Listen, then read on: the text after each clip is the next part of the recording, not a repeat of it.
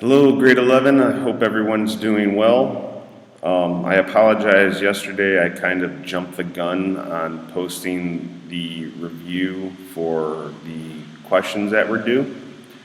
So we'll back up a little bit, and what I hope to give you on this video is a brief lesson on why the Treaty of Versailles was considered a flawed peace.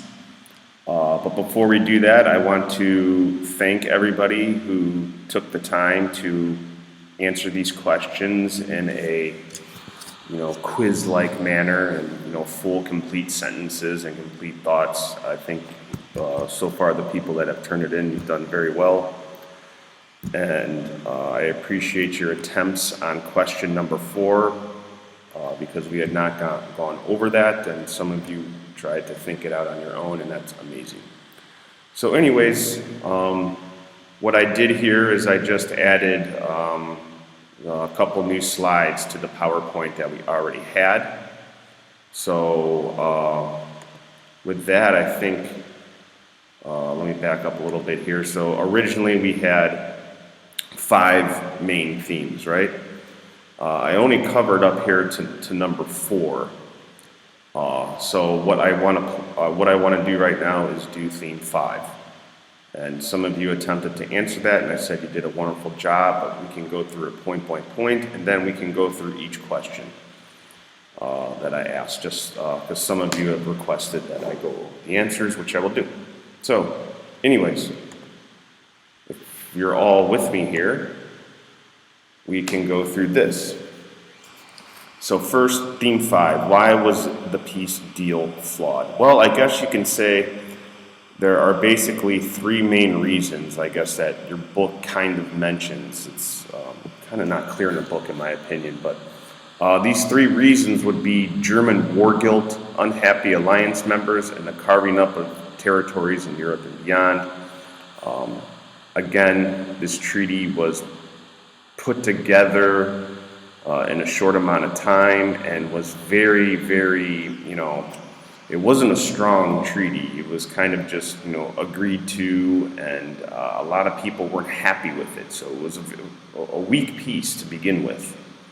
And I would say the number 1 most important reason is the German war guilt, and we'll see why. So with that said, the first reason why we can say the Treaty of Versailles was flawed is over the burden of war guilt placed on Germany. So what this did is that the one-sidedness of the treaty created a growing anger and resentment within the German people against the rest of Europe. Why? Because this treaty was so skewed against Germany, especially economically. So you have to think of yourself as a German citizen, or your business or jobs are just wrecked. Number 1, from the war, and then your country is forced to pay $33 billion. So where do you even begin to rebuild your country and your life? So this made German people very angry at the rest of Europe, and this flaw in the peace treaty, they didn't think about this, but this opened the door for people like Adolf Hitler to stoke the flames of nationalism and get people to accept like a fascist like Adolf Hitler. This is where his fiery rhetoric and, kind of extreme policies were, accepted by the German people because of the Treaty of Versailles and how one-sided it had been against them. So someone can answer, or ask the question, well, how can someone like Adolf Hitler, become, popular? Well, this is it right here. You have a country devastated by war, on top of being forced to pay billions of dollars. This can create an angry population and resentment towards the people who are making them do this. So that's an important reason.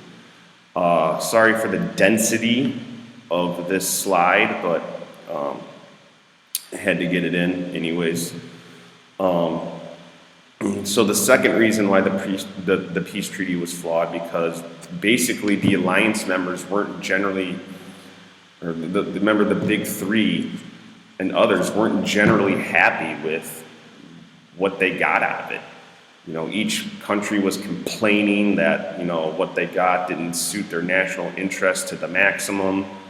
And this makes for a shaky treaty. I mean, it makes for people to, ignore provisions or make it fall apart altogether, which, it eventually did with the outburst of World War II. An example of this is that the United States was so unhappy with the treaty that they ended up working out a separate treaty with,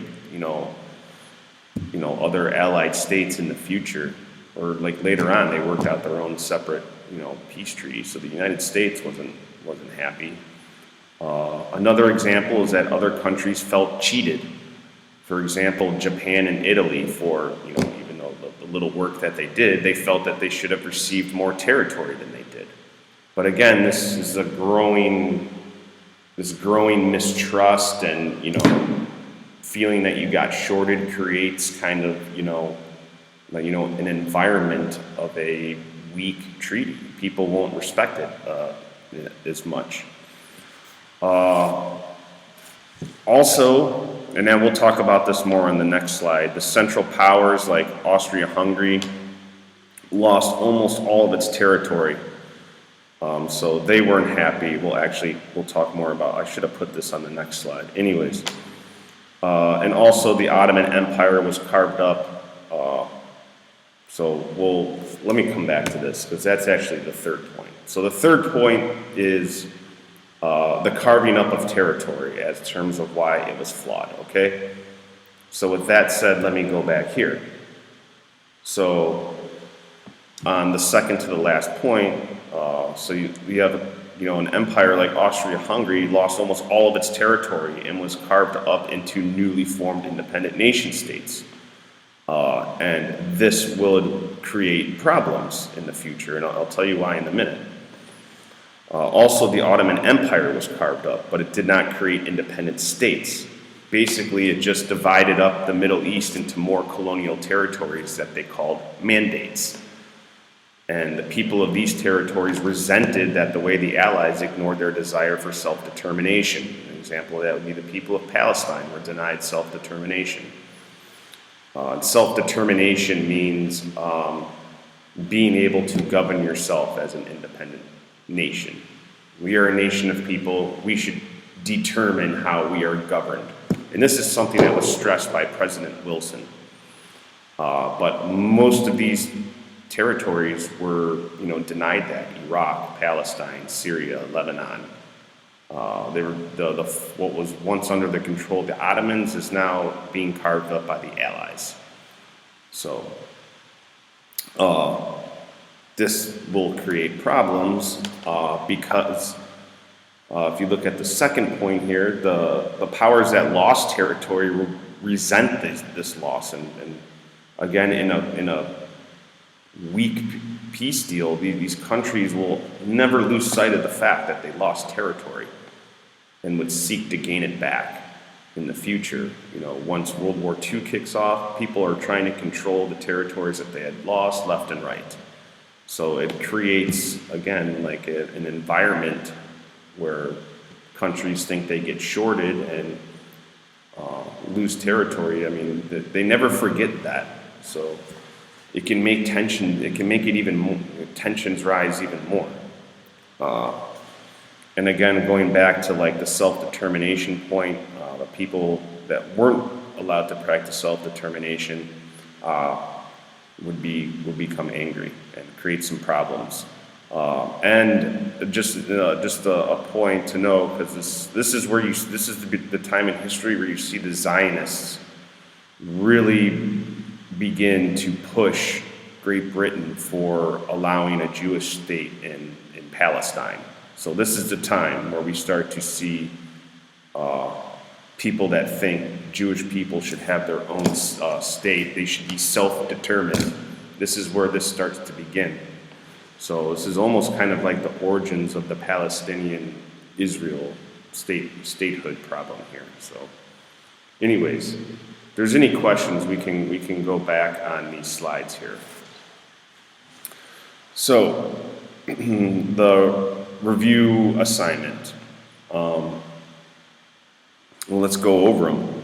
And I think everyone, when I was looking at everybody's answers, everyone's answered these questions pretty good. I forgot to put number 4, but we just went over that. So I think we'll do the first 3, and then we just explained question number 4, why it was flawed. Okay, so number 1, explain the Gallipoli campaign. The Gallipoli campaign, of course, was an attempt by the Allies to get supplies to Russia, and they thought that they could do that by going through the Ottoman Empire. However, they found out that they could not do that. An area called the Dardanelles is where it went down. So you have the Allies trying to break through the Ottoman Empire to get supplies to Russia so they could bust through the Eastern Front. However, they were resisted, and the formation of another line was created, and the Allies didn't want anything to do with that, so they retreated and gave it up. From what I read, most of you answered that correctly, and that's basically the Gallipoli campaign in a nutshell. I don't even think it lasted a year. But once they were resisted and trench warfare popped up, they gave up. Number 2, explain how the Allies won the war. Basically, what we said in the class was that when Russia pulled out of the war in, late 1917, it was looking good for Germany because now they didn't have to fight on 2 fronts. They could now focus on 1 front, and they did try and take advantage of this.